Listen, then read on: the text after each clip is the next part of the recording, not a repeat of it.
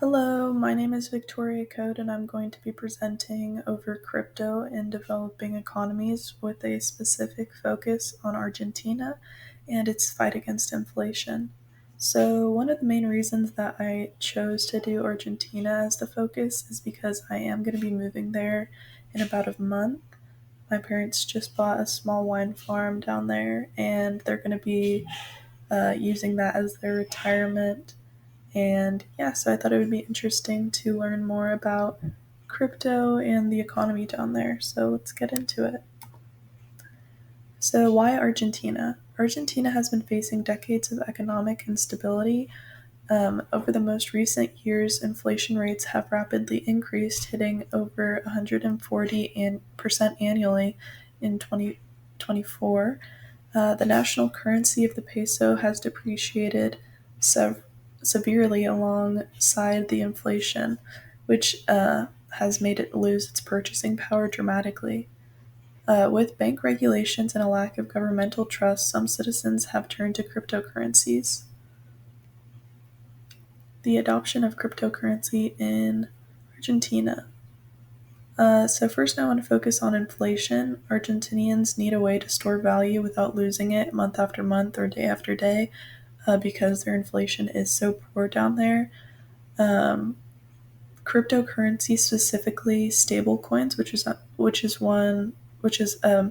subset that I'm going to be talking about specifically, offer a digital solution to this problem.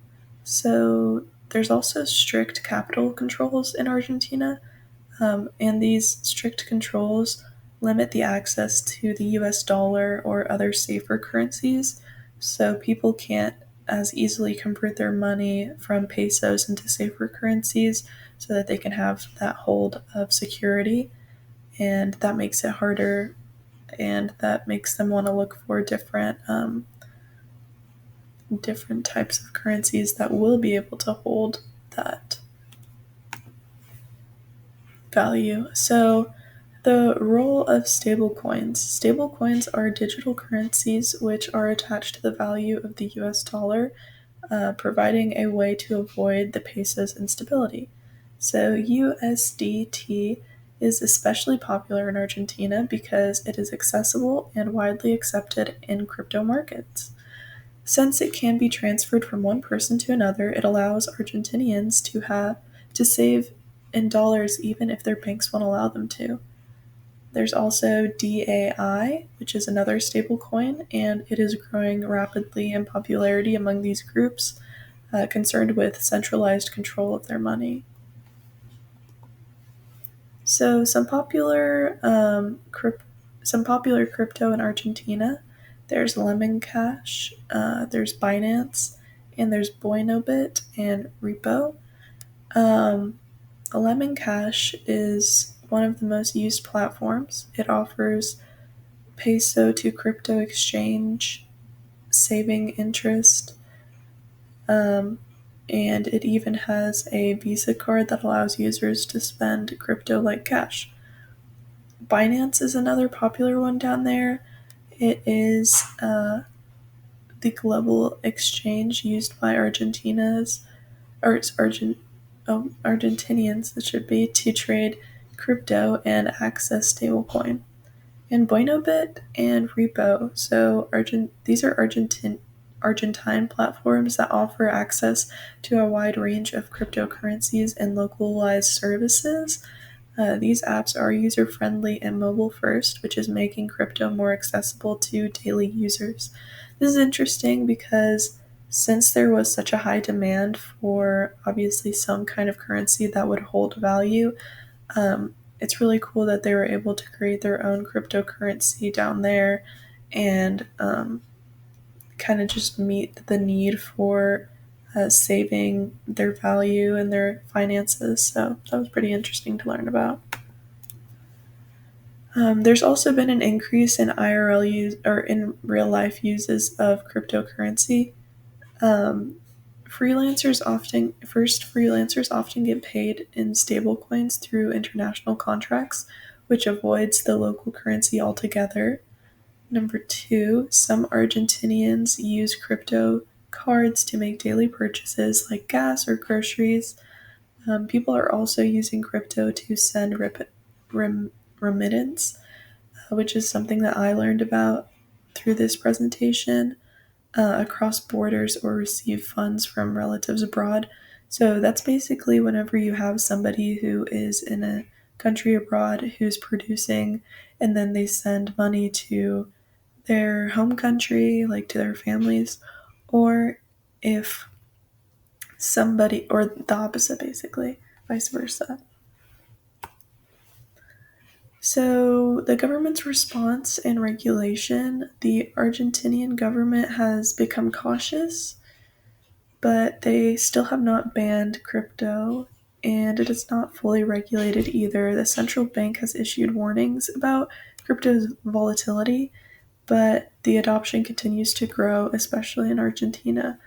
Authorities have imposed strict limits on the US dollar purchases, which indirectly pushes more people towards crypto.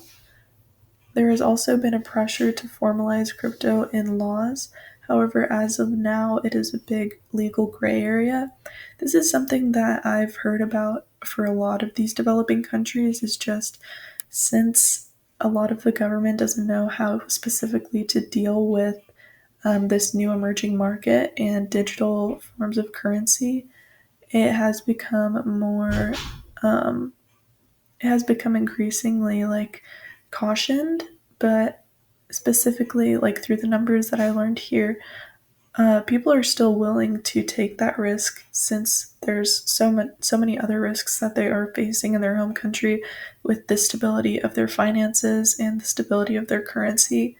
So it's just interesting that now in this digital age, like we're able to really help out these developing countries in that sense because you have people in these rural areas where they're not going to have as many opportunities, or at least they didn't have as many opportunities in the past for keeping their currency safe. So it is really interesting that we're able to see improvement in those areas going forward.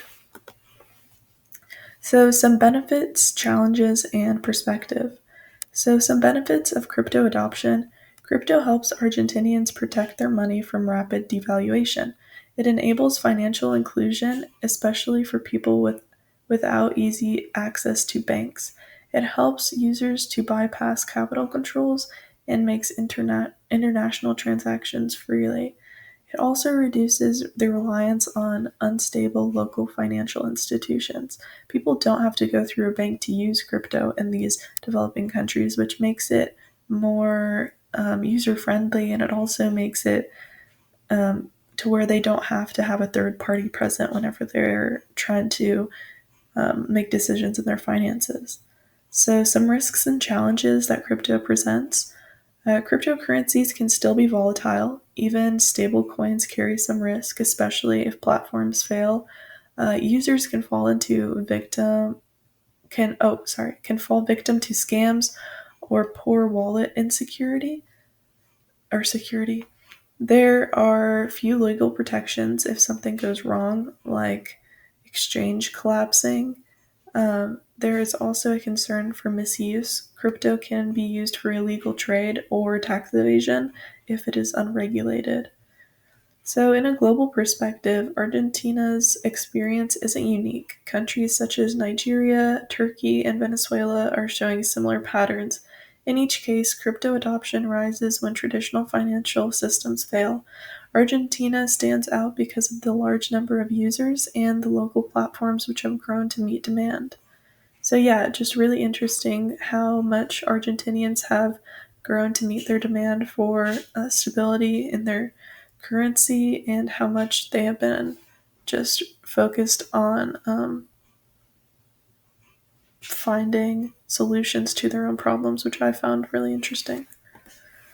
Key takeaways: Argentina shows that cryptocurrencies can be used in a practical way and in everyday life. Stablecoins are especially important in countries suffering from hyperinflation. Cryptocurrency is becoming embedded in everyday life, like in savings, payments, and income. And while risks exist, the benefits are significant in unstable economies. So, yeah. Thank you for listening to my presentation and have a good day.